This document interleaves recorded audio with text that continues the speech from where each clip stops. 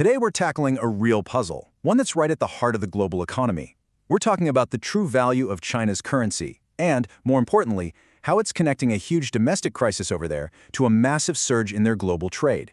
So on one hand, you've got China's economy in some serious trouble.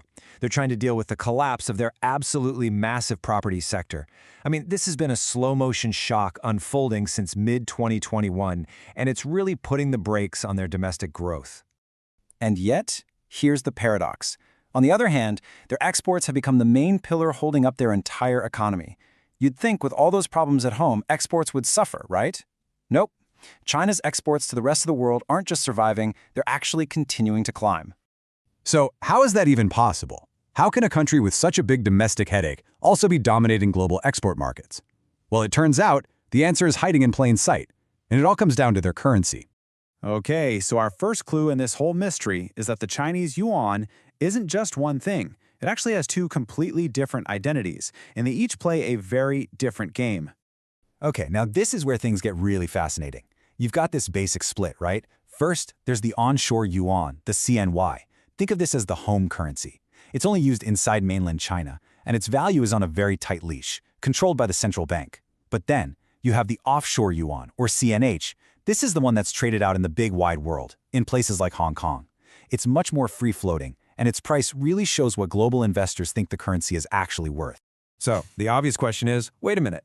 Why don't traders just buy whichever one is cheaper and sell the more expensive one? Arbitrage it until the prices are the same.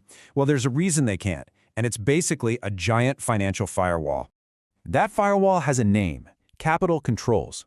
And we're not talking about gentle suggestions here. These are rock-solid rules and limits on how much money can flow in or out of the country. And here's the bottom line. These controls give Beijing total power to set their domestic currency rate at whatever level they want, no matter what the rest of the world thinks. All right, clue number 2. This is where it gets even deeper. See, that official exchange rate you see on the news, it doesn't even begin to tell the whole story. There's a massive, hidden discount going on behind the scenes. So for the last few years, most of us around the world have been dealing with crazy high inflation, right? Prices for everything going up. Well, in China, it's been the complete opposite. They have almost zero inflation. In fact, they're flirting with deflation, which means prices are actually going down. And this inflation difference, it's a total game changer. Think about it. Even if the official exchange rate doesn't move a single penny, Chinese goods just keep getting cheaper and cheaper for anyone in a country like the US or in Europe. Why? Because our money is losing value to inflation while theirs isn't.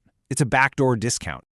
And this gets us to a really important economic idea: the real effective exchange rate, or REA for short. It's just a fancy way of saying the exchange rate after you account for inflation. And because China's inflation is so low, its REA has been dropping like a rock. This gives their exports a huge competitive edge that you'd never see just by looking at the daily news. Now you have to understand, none of this is happening by accident. This is a very deliberate, very calculated policy choice. Beijing is intentionally navigating a classic economic problem, and they're using some pretty powerful tools to do it. To really get this, we need to talk about something called the impossible trinity. It's a classic puzzle in economics that every single country has to deal with. Think of it like a menu where you have 3 great options, but you can only pick 2. You just can't have all 3 at the same time. You've got to make a tough choice. So, which 2 did China pick? Well, they went for a stable exchange rate and control over their own monetary policy. The one they gave up? Free movement of capital. And how do they enforce that? With those super strict capital controls we just talked about. But that's not their only move. And this is where their strategy gets really clever. They fine-tune this system in 2 main ways. First, every day the central bank sets something called the daily fix. Now, this used to be just a midpoint, but now it acts more like a hard ceiling that physically stops the yuan from getting any stronger. But the second part, this is the really sneaky bit. They use their huge state-owned banks to run what we call shadow interventions. These banks go out and quietly buy up all the US dollars coming in from exports. This mops up all the pressure that would normally make the yuan stronger. And the best part for them? It's all done off the books, so the central bank's official reserves look nice and stable.